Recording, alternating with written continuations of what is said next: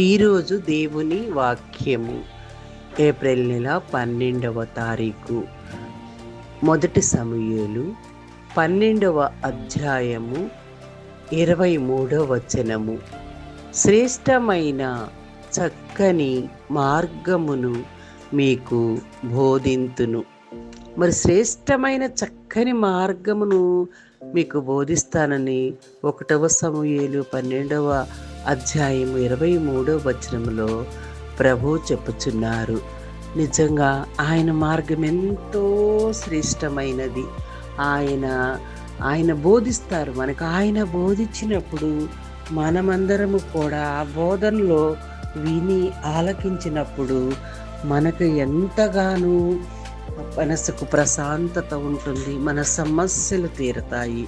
ఈ ఉదయకాలమందు మరి ఈ శ్రేష్టమైన సమయమందు మరి చిన్న ప్రార్థన చేసుకుందాం. తండ్రి, ప్రేమమేడ, కృపామేడ, మీకు స్తుతులు స్తోత్రాలు తండ్రి. తండ్రి, కుమార, పరిశుద్ధాత్మ దేవ, అయ్యా మీకు స్తుతులు స్తోత్రాలు అయ్యాయా. మీరు ఈ ఉదయకాలమందు ఈరోజు వాక్యము నా ప్రభువా చెప్తున్నారు నాయన. శ్రేష్టమైన దాన్ని బోధిస్తామంటున్నారు ప్రభువా. నిజమే ప్రభువా.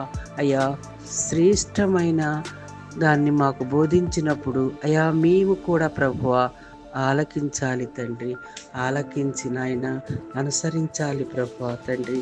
అట్టి విధంగా నాయన మీలో నాయన అయ్యా తండ్రి మీలో మేము ఫలించేటట్లు సహాయం చేయమని అడుగుచున్నాం ప్రభా. అయ్యే బిడ్డలు ఈ సమస్యలతో ఉన్నారు అయ్యా, అప్పుల బాధలతో అయ్యా తండ్రి. మరి అనేక చెప్పుకొని అనేక రకమైన ఈ వ్యాధులతో బాధపడుతున్న వారి కోసం, కోర్టు కేసులు పడుతున్న వారి కోసం అయ్యా, వ్యాపారం లేక పనులు లేక ఇబ్బంది పడుతున్న వారి కోసం ప్రార్థన చేస్తున్నాం ప్రభా. ఈరోజంతా కూడా కాసి కాపాడు. మీ ఉదయకాలం అంతయు కాసి కాపాడి రాత్రంతయు కూడా మమ్మల్ని కాసి దాసి కాపాడినందుకు మీకు స్తుతులు స్తోత్రాలు చెల్లించుకుంటూ ఈ ఉదయకాలం మొదలుకొని రాత్రంతయు కూడా మమ్మల్ని కాసి కాపాడమని నా ప్రభువా తండ్రి. అయ్యా తండ్రి, రాకపోకల్లో మీరు తోడుగా ఉండి తండ్రి.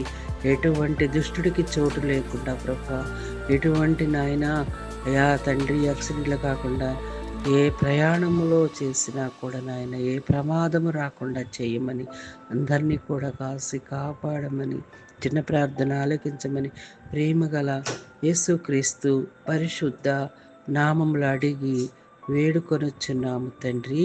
ఆమేన్. అందరికీ ప్రైజ్ ది లార్డ్. దేవునికి వందనాలండి.